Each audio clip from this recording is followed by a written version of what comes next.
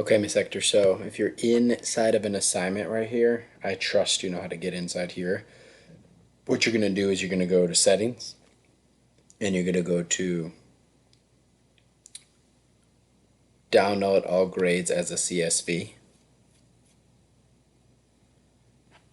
And then I'm going to say save. Or I might say open actually.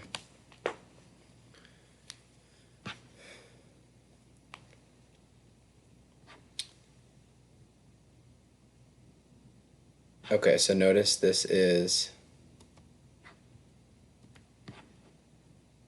done now, so it's saved. So what I'm going to do is I'm going to press File, Save As.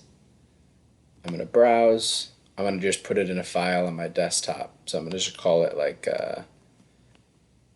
Stony Brook, or no, CSI Math 1. That's the first assignment, okay?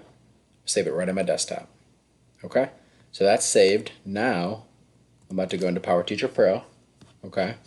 And what you're going to do is you're going to go to your gradebook, and let's say you have your assignment open on your gradebook, okay? Instead of actually having this here, pretend it ain't here, just click here, Import Scores. And so you're going to go to Browse Files, you're going to go to Desktop,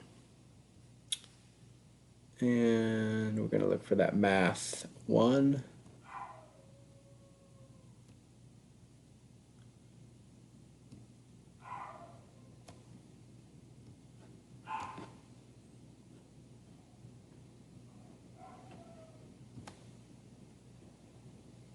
Oh, here it is, CSI Math 1, sorry, I forgot what it was called, so I press Open.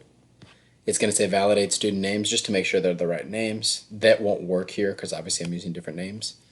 So if it would have worked if I would have had the same names. That's basically it. And then you can just double check to make sure the scores are right. And if they're not right, then you can obviously go back and edit them individually. But otherwise that should work.